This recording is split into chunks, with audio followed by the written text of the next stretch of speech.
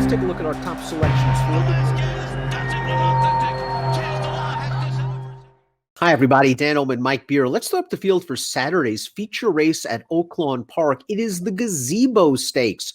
3-year-olds going 3/4 of a mile for $150,000. And it's an intriguing group, Mike, because you've got the undefeated number 4 Jackson Traveler, the Maryland-bred champion 2-year-old of 2020. This is a horse that has not been headed in his career. He might be facing some other speeds really for the first time. Yeah, it certainly feels like a much bigger test for Jackson Traveler. He's run pretty well in all 3 races so far, Dan. Steve Asmussen has the 2 favorites in here. They're both pretty good. Let's throw up the time form U.S. pace projector. Jackson Traveler is the number 4. Lockup for Wayne Lucas is the number 3. Lockup is a fast horse that's been on the lead after the first quarter mile in his last 4 races. I think Jackson Traveler would love to sit off Lockup. The question is, can he? Thus far, he has been speed, speed, speed. Yeah, it's going to be important for him to show a new dimension as he takes on tougher horses, Dan. I mean, he's going to start meeting horses with some real speed, and that's probably the case on Saturday. If the pace is fast, it could help the number 1, Sir Wellington, who we're going to see finish second at Oaklawn on January the 23rd. There was a good pace in front of him in here. I didn't think he broke especially cleanly from the inside post. He saved ground. He came out. He had a look at this, and he'll get it for second. I think the winner of this race, Swift Sure, I think if he stays healthy as a sprinter, you might want to keep an eye on. Sir Wellington might have caught a good one in here. Yeah, he might have. The slow start from the rail probably hurt his chance. I'm not suggesting he was going to win, but not breaking that sharply from the rail hurt him. I thought for sure he breaks from the rail again, so that's something that maybe you want to keep in mind. Dan, other than that, I really like all of this horse's races for the most part. I thought his effort 2-back was good. When Jackson Traveler beat him in his second start, I thought this horse had a real excuse that day and ran a lot better than it looks. This is a very interesting horse in here. And he finished ahead of a next out winner in the race we just saw, the 4th place horse coming back to score with an 81 buyer. The 2 Dusty Hill dominated him last time out. He doesn't look like a 41-1 shot. They turn into the stretch. Dusty Hill almost beats himself. They turn into the lane. He changes leads. He almost goes right over the rail, despite being 11 lengths in front. But Dusty Hill's just too much for these horses. 77 buyer. I have a feeling this was not a good field he beat, taking nothing away from this colt, and he's going to be facing worlds better from a class and pace standpoint. Yeah, they throw him right into a pretty tough spot here off of a pretty big maiden win, though. I mean, obviously, he was a huge price, and so it doesn't seem like they were expecting him to run that well, Dan, but it's not like he got lucky to beat that field. I mean, he thoroughly dominated them. The figure was not bad at all with a 77, so they'll take a shot.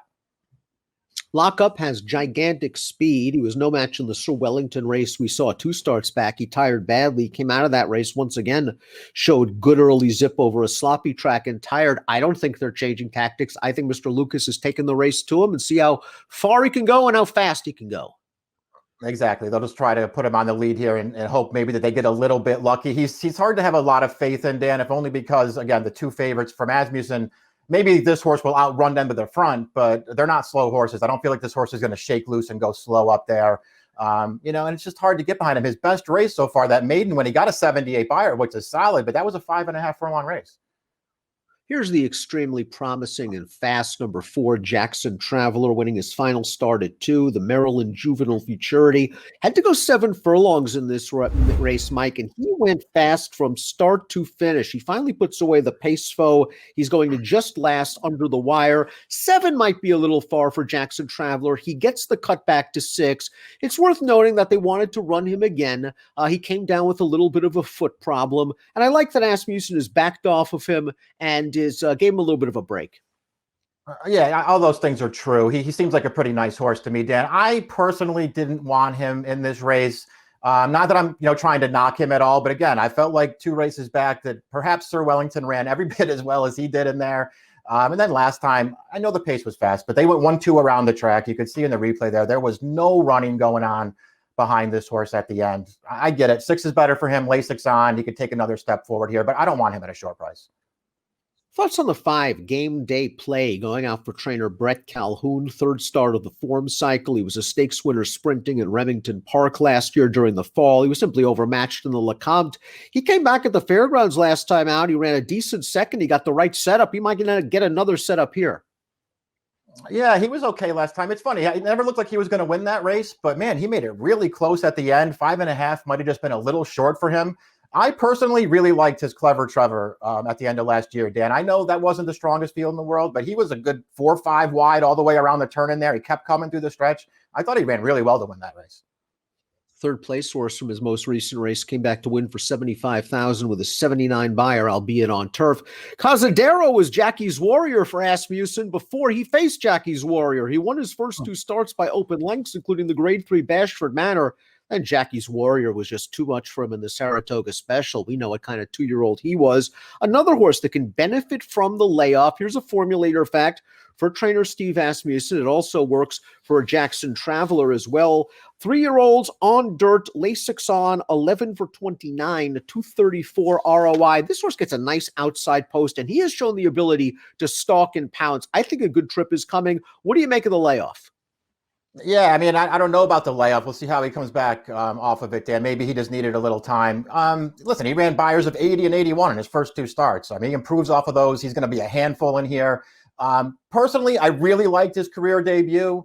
I didn't like his Bashford Manor quite as much, but he won that race pretty easily. Just got absolutely run off his feet the last time we saw him. Let's take a look at our top picks for Saturday's Gazebo Stakes. We're hoping this pace heats up early, and that Sir Wellington can take advantage, perhaps at a little bit of a price. He's 7-2 on the morning line. I just want to bet him in here, Dan. You know, maybe he just won't turn out to be as good as the outside 3 horses, but I feel like he's going to be a fair price in here with some excuses in his PPs. I want to bet this horse.